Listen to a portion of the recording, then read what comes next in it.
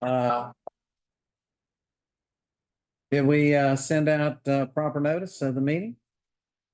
Yes. Okay, so that was accomplished and everybody got a copy of the minutes from our last meeting? Everybody get an opportunity to review it?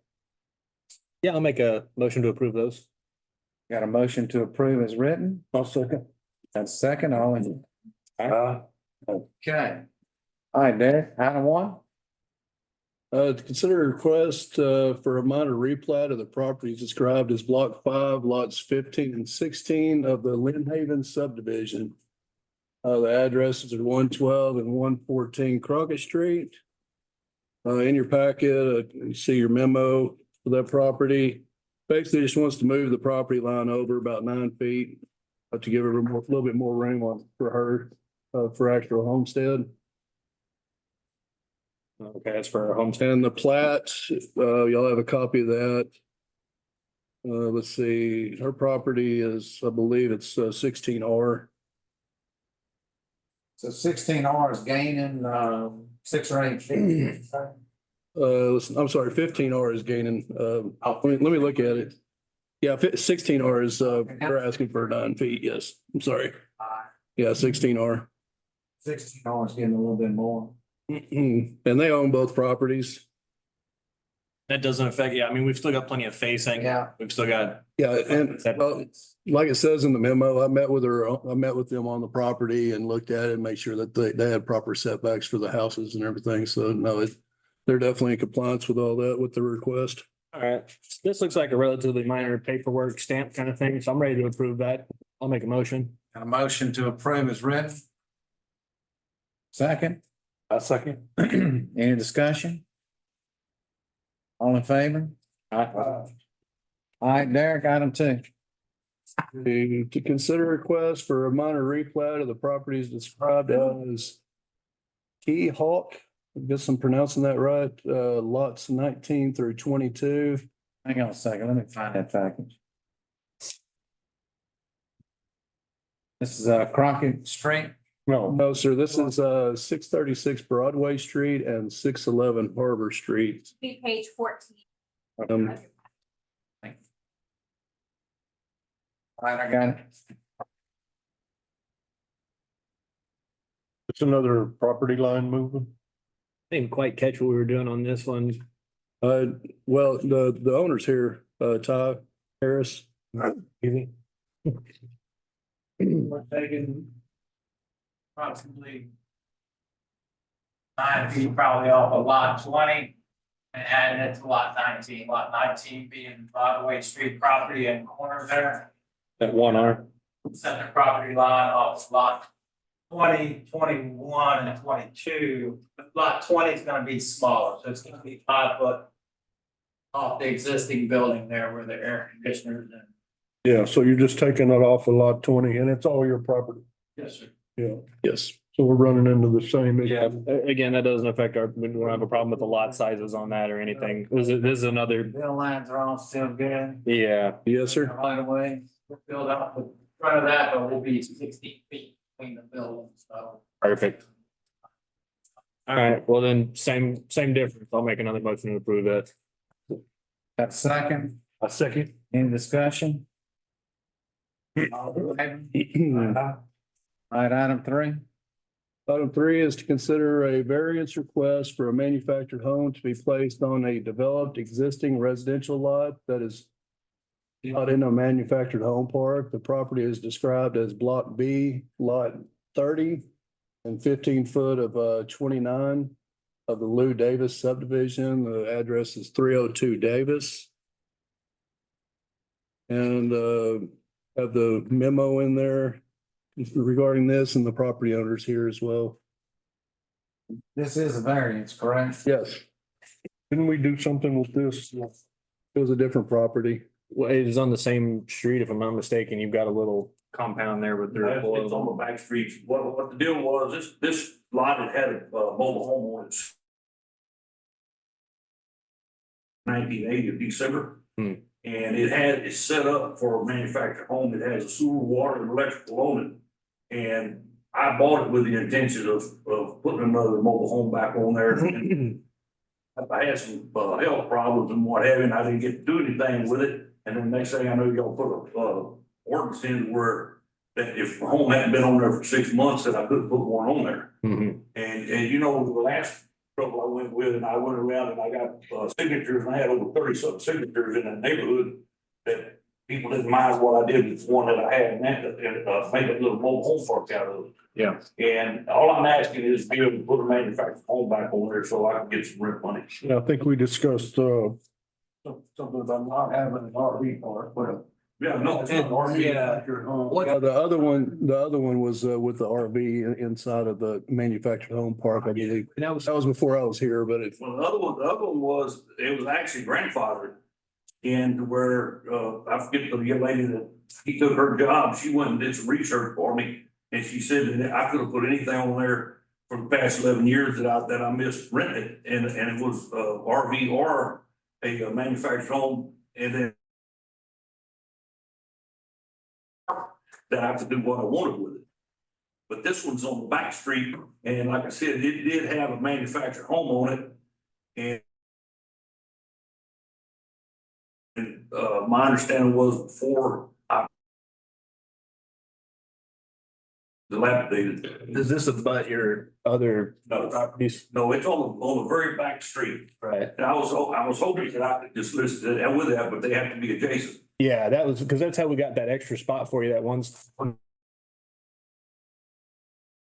Same property. But this There was one. This one, back street. And there's manufactured homes all through that neighborhood, and there's actually people living in RVs out there on their property. Yeah. And I mean, not to say anything, I'm not worried about what anybody else is doing. I want to be able to, park a manufactured home on there. well, we're working on, remedying those issues, but, yeah, according to our records, utilities were discontinued, and, as it states in the memo, they were discontinued, August 30th of 2021. So, yeah, it's been a few years.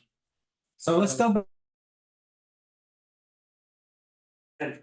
The people that had that, were on that lot in that trailer, they were squatting. Hmm. And Got I don't know removed. how they got them off there, but they ended up getting them off, and then this guy that I bought it from, he had them tear that trailer down, tear it all out of there. And I don't know how long it was before I bought it. I think I bought it in 22, Right. September 22. Yes, sir. And, like I said, I didn't drag my feet. I had some health issues.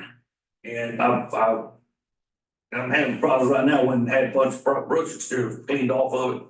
And all I want to do is just park a mobile home on there. I'm not trying to do anything other than just trying to get a little extra rent So money. what's that 19651? Is that a mobile home or is that a wood frame home?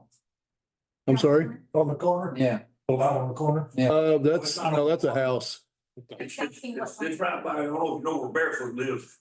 Yeah. Right by him. Yeah, I didn't want to say his name, but yeah, Martin Barefoot lives right next what about 19628? Is that a home or is Yeah, that? that's a home. And I talked to the gentleman there, and he's a elderly fellow that's, I think he's renting, leasing the place.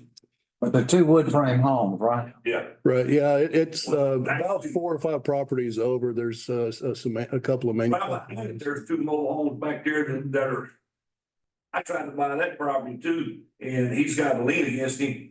And he can't sell it, and they're not livable, they're not living in it.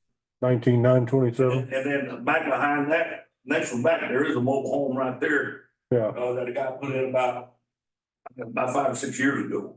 So there are mobile homes on that. Manufactured home. Yeah, that's an important distinction, but I understand. I do the same thing all the time. I mean, I'm old enough to know there were mobile homes. Right. We got to buy it, but I know what you're saying. Yes, sir. Yeah. We have some kind of legal distinctions that I'm always crossing the line on. I fumble that up a lot.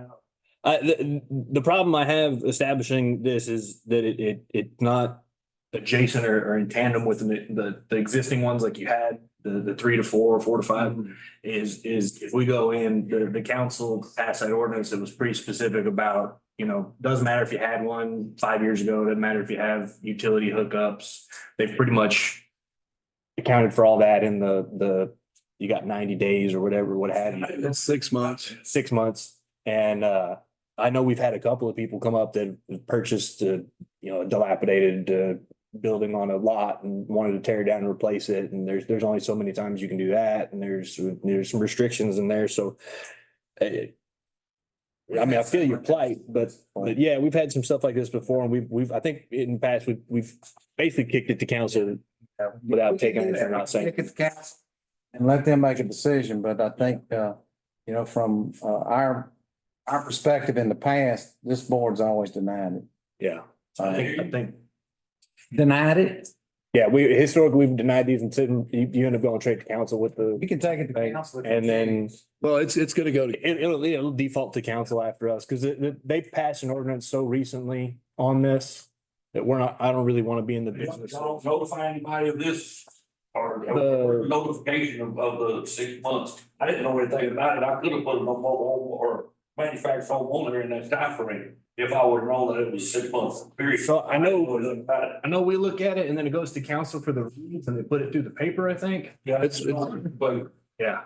and it's on our website and in the paper. And then they have to, Posted it on City Hall in the front there too. yeah, I know they have to read it off. Yeah, anytime we have any kind of public hearing, it's always in the paper. So that way we try to get the city to, the citizens to, if they have any input or want Our turnout's not always amazing though. to. But my question is, some of these manufactured homes are 10 times better than the homes in the neighborhood.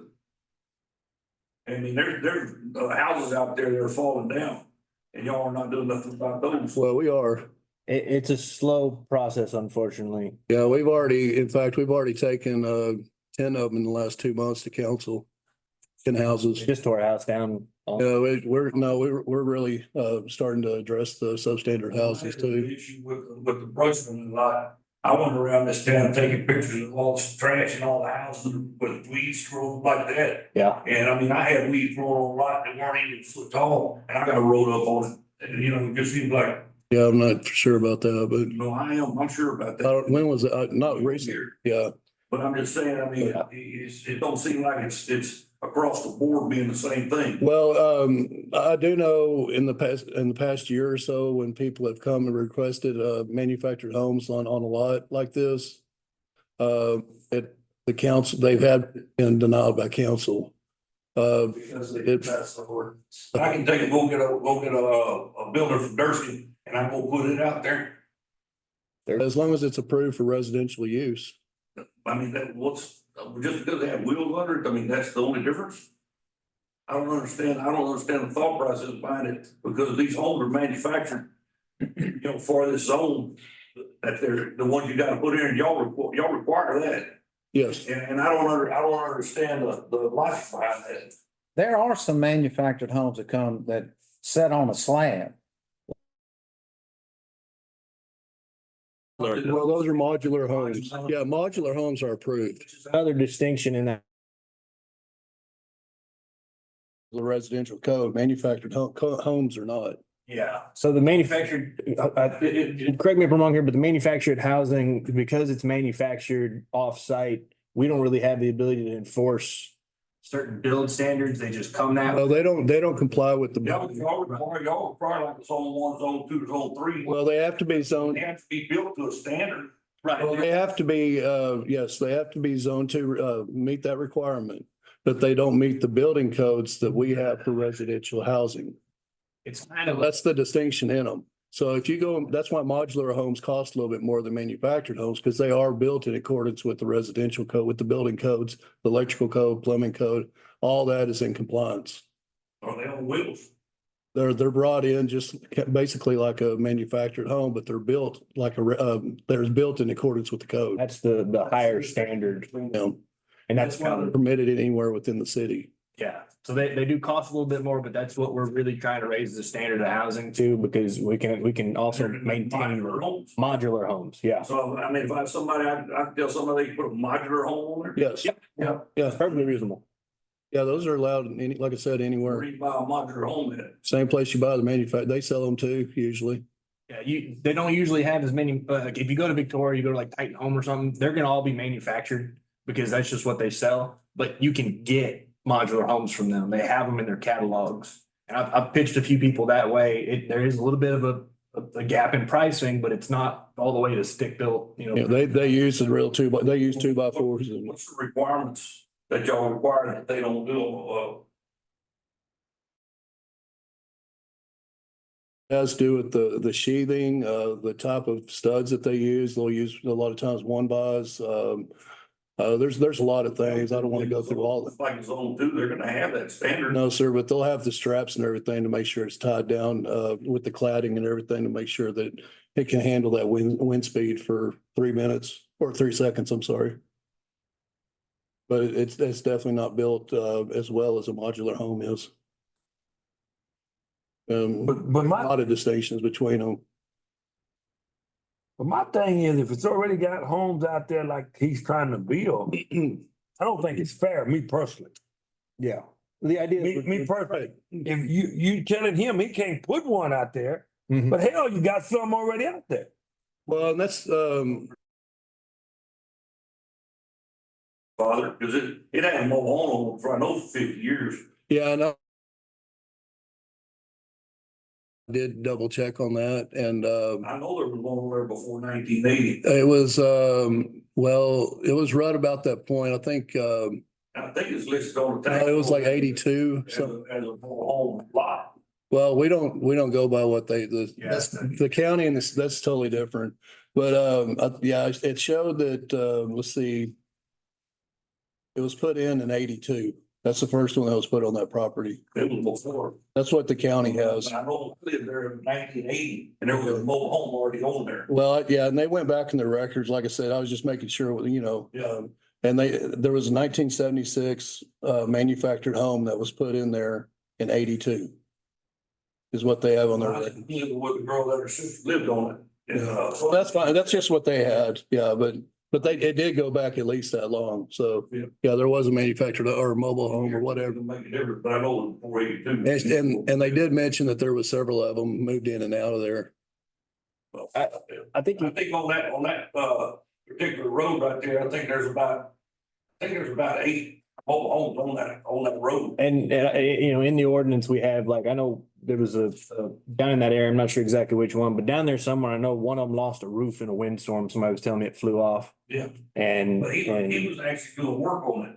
yeah, And he had a lot of it loose and we had that high wind came in. yeah.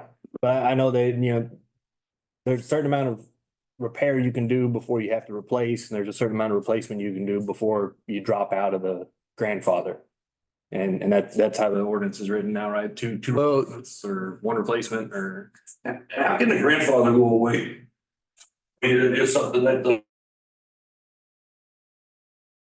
Phase out and yeah, so the ordinance has like this phasing out because of the, like I said, there's a standard difference between manufactured, modular, stick-built housing. And so the idea is the city raises the standard to a certain level and gives, you know, people that are below that level, the, you know, opportunity, the time to either adapt or move on or what have you. well, I know, like I said, I mean, not point finger or anything, but there's a lot of people living in RVs in this town on their homes. Yeah. Their lots. And that's a battle that I think has been Well, that's won and lost right now. by piece, but Yeah. it's, you know, the idea I think there is that we're trying to push I don't see in one direction. put manufactured home there because it's up to standard of what y'all require.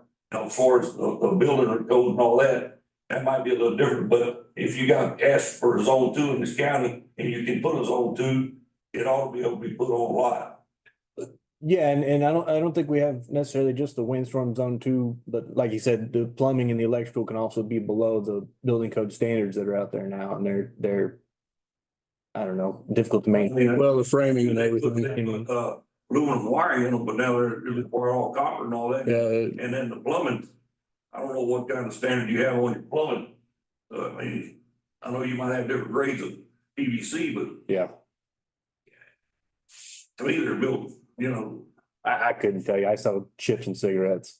but I would be able to put one on there. That's all I want to do. Yeah. And I don't think it's asking too much because like I said, you got, I bet there's at least 15 out there in that neighborhood.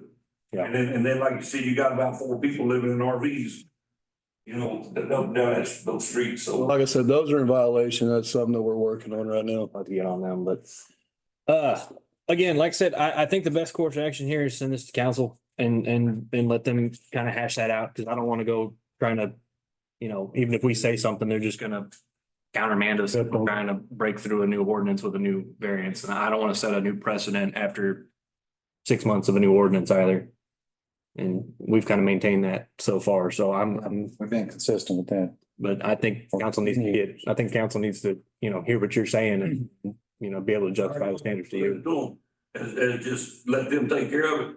Yeah, I'm not gonna make any kind of recommendation on it. I'll just pitch it to council. They can deal with that. I mean, I don't want to touch it. That'll be on this upcoming council meeting or? Mhm. Yeah. Yeah, I've Have got, a recommendation? I mean, my recommendation is, you know, council wrote the ordinance, they can deal with the fallout. Yeah. Yeah. Yeah. I mean, I don't want to add, I don't want to, can I recommend against setting a precedent? Is that what I'm recommending? Yes. Okay, then, yeah, we don't, the planning board doesn't want to, Well, in approving it may cause a precedent Right. because, you know, in the future, that would give other property owners say, hey, well, you let this one do it. Right. And it's, you know, I know we don't have zoning right now, right, but we are working on it. But that in the future, when an issue like this comes up, it could be considered as spot zoning because you're granted a right to yeah. other big. We thought, you know, everything on an individual basis, you shouldn't. Yeah, we already turned a couple of these down, and I don't want to change. right Yeah. now. Yeah, so I would just, But legally, I'm talking about that it could be considered as granting somebody a right that other people don't have. But like they said, the council be the one that's. That used to be the cutoff, and you got people down here on this side of 35. That could be a different reason. I know that was the reason. Well, they're gonna be doing their recommendation to council, and the council will be the one to ultimately make the decision, so. And their meeting's gonna be on May 13th. couple of weeks in, so So, see if I got this right. we're gonna recommend not to set a precedent by, Gonna accept it as it is today and force it or push it to council. with a recommendation not to set a new precedent. Is that our? What is our? So would be denial, dude, If we deny it, it goes to council and he can go to council. I don't want to make a The recommendation at all. Is, You send it to it was council. good enough, planning board, did not recommend, so it went in as a denial. Okay, And then the reason would be as to not set a precedent. okay. That's how we've done it. So we don't deny it based on any kind of merit. We're just saying we don't want to set a precedent. Don't want to touch it. Okay, Now based on not setting it. No, is that correct? okay. So then Let's make sure we got it right. I'm fine doing that. I don't want to flag it as any kind of Oh, no, I don't want to, but I just not to set a precedent. I'm gonna move to deny it. So that's, I guess, my motion. All right, so we got a motion to deny, not to set a precedence. Do we have a second on that? I second it. We got a second, all in favor? Aye. All right. Nice. Okay, so it'll move to council. Council meets on the 13th, he says. So yeah, Carl, I'd recommend you being here to present your case at that time. Yeah, well, I'll be able to speak my. Yeah. oh, yeah. I came here, they wouldn't let me. Well, no, that's because you weren't on the agenda. This will put you on the agenda though. On the agenda, so you're gonna have your opportunity to, and yeah, you should, they tend to get people, they say 3 minutes, but they get. We have the same rule, but it's kind of more of a, It's low, not to shut the door on you, we can, but we don't usually. yeah. Okay, moving on. What's our next item? Okay, item 4, to consider request for a minor replat and conceptual plan for 0.85 acres in tract part 29 of A0035 Maximo Sanchez. Property IDs, y'all have them there. Basically, it's old, mine just went blank. Furniture store. No, sir, what was it? What's that company? Lakeway, Jakeway. What was it? The property that they're doing the work on. Who was it before? You remember? It's not the old furniture store? It is the old Gallery Yeah, I thought- Yeah, okay. Maybe it was. I'm sorry, they were closed before I got here. I didn't know. I've been closed. Yeah, sorry. Yeah. Where are the properties here, that they are looking to. So it's that parking lot next to them and then that little, was that like a dance studio or something? Isn't that always changing? It's theirs too, yeah. Yeah, okay. Yeah, we're gonna jump Wonderful. all that and. Yes, yeah, and he's present on the screen there. All right, John, you want to speak? go ahead. Yeah, I'm sorry. I like to be present there, so I really apologize for not being there in person. Just, I'm John Hayes. I work with the Element Group. We've been retained by TDECU to do the design and construction manage of this proposed project, which at this point in time would combine the 4 existing lots into one with a proposed facility of about 26 to 2,800 square feet. With a drive and ATM drive-through. Right now, we're working toward 24 parking spaces at that location. So again, we're going through the initial design development with TDECU. We know that this is the first step to start the process, so it's just more of a request to get those 4 lots combined into one. Okay, so, I would like to. Conceptual. Right. yeah. Okay. I'll ask him. I see we've already got like landscaping and some Right. general ideas of what we're doing here. We're not doing a full like building plan though, right? So No, it's a concept. Just concept. I think conceptually, they seem to have everything pretty well lined out. We've already taken into account our landscaping and I don't know if I saw that in the notes, but like 911 services have been consulted, fire department's cool with turnarounds and everything like that. Yes. Okay, Yeah, we went up, we did have a meeting and okay. they did make some minor adjustments and everything. Okay, cool. Yeah, I mean, drainage looks good, parking looks fine. Yeah. I'm sure everybody's gonna love more than one drive through at TDCU, so this is conceptually, I think this is a win there. Big one, huh? And then they just want to replat all that into one big lot, so they can just. Yes, Yeah, that's what they're doing, is taking 3 and converting to 1, taking 4. 4. Yes, sir. We got 2 slips in that one. I mean, as far as the conceptual plan and replat goes, I'm pretty cool with that. I don't really have any big questions. Appreciate you zooming in, but Yeah, thank you. pretty boilerplate stuff. Yeah, he's out of Arizona, so. Oh, yeah, no, definitely. Yeah, I wouldn't have made the trip for this. Appreciate. Oh, the Zoom I would have, call. I would have been down there, actually. I like Port Lavaca, so yeah, it's like disappointed I couldn't be there, so. Motion to approve, Yeah, I'll make another motion to approve. That sounds like a good one. a second. The conceptual plan And the minor replat. and the minor replat. My second. A second, all in favor? Opposed? Okay. Any comments from the general public? Motion to adjourn. Nope. Different from Is it a commercial? Already. where. All right, yeah, no, the motion to Motion to adjourn. adjourn? All in favor? I'll second that. Aye. Thank you very much. Yeah. Aye, thank you. Appreciate it. Run over to the banquet now. No, I can't, man. I already had it. The food's already cold. I gotta. No, exit that door over there, so. Okay.